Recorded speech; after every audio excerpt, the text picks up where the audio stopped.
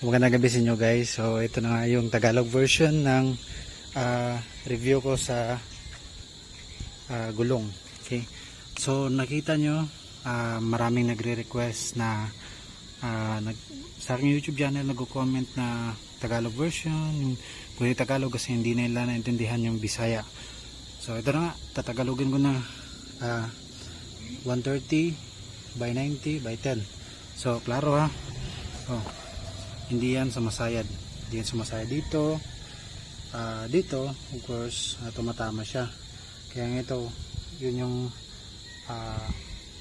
kinain niya ng gulong. Kaya kinat ko na lang dito. Yan. So, dito din sa may shock niya, kinat ko na lang din dito. Medyo madumi kasi kakawashing ko lang, kakano ko lang ng tubig. So, in terms naman sa pagpapatakbo, although medyo mabigat siya, pero no worries talaga sa pag-travel kasi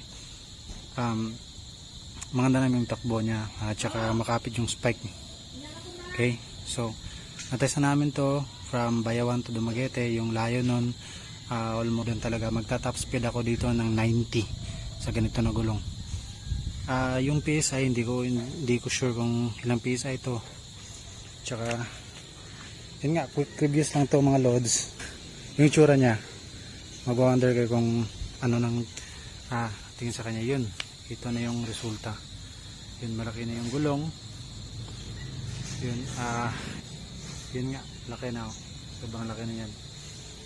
Okay, so dito naman sa likod, ito yung makikita. Yun, yun, malaki na. Dito naman sa kabila, yun o. Siyempre tanggalin namin yung tire hugger, pero kung gusto nyo ibalik yung tire hugger, no problem man dun. Panandali ang reviews lang to. So yun na nga guys, 130 by 90 by 10. Good siya para sa Burgman. Okay, so meron po palang nagtatanong kung pwede ba to sa Avinis. Hindi po ako sigurado kung pwede ba to sa Suzuki Avinis, pero I think pwede siya kasi pareho lang naman ang makina eh.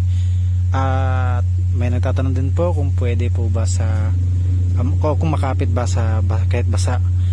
Yes po, makapit po siya sa kahit basa, kahit sa basa na kalsada. Months na namin ginagamit to, medyo medyo nakakalbo na, pero no problem pa rin naman kasi sobrang kapit din. Kaya yun nga, in additional pala, so sa mga gusto pong bumili ng 130 by 90 by 10 na gulong, nasa description po yung link ng shop.